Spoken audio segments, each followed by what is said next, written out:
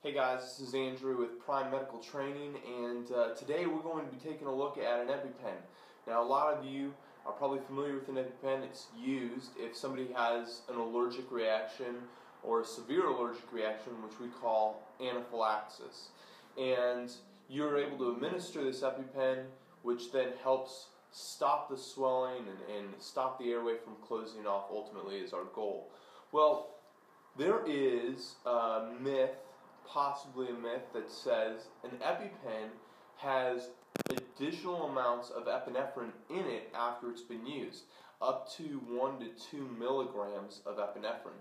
And so today we're going to take a look and break this apart, see if that's actually true, and see if in a dire situation, if you could break it open and then manually push additional epinephrine. So let's see if we can crack this thing without poking myself.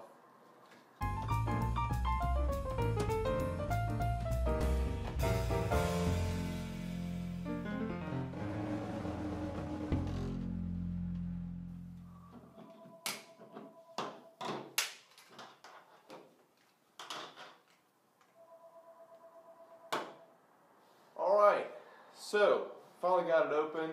I guess the biggest thing is how difficult it is to get this open. I had to use a pair of scissors here and actually break it open about 3/4 of the way up. But as soon as I did, here's the spring that came out, and then here we see the vial, and there's actually a substantial amount of epinephrine still in this vial. Now, how much is originally packaged?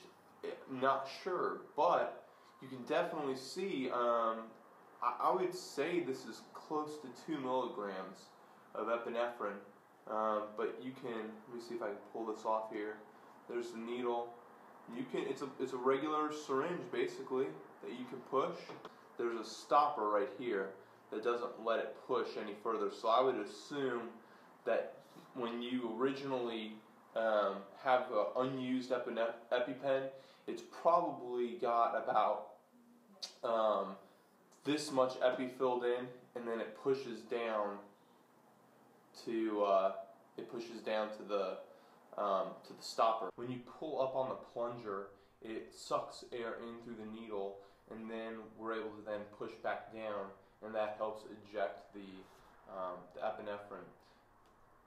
So there you have it. We have gone ahead and debunked whether this is a myth or not, and it is not a myth.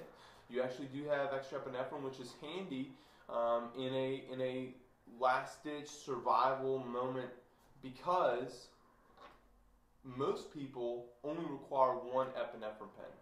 But occasionally, you do run into people who are prescribed 2 EpiPens because their reactions are so severe. So it's possible to run into a situation where 1's not enough.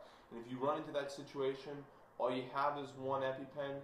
Now you know you can break it apart and you can administer more epi. Now I wouldn't recommend necessarily pushing all of it out, but maybe doing little bits at a time, in increments of probably about 1/3 of the vial. So a little bit at a time until the patient is experiencing some relief and help. Well, this is Andrew with Prime Medical Training. We'll see you next time.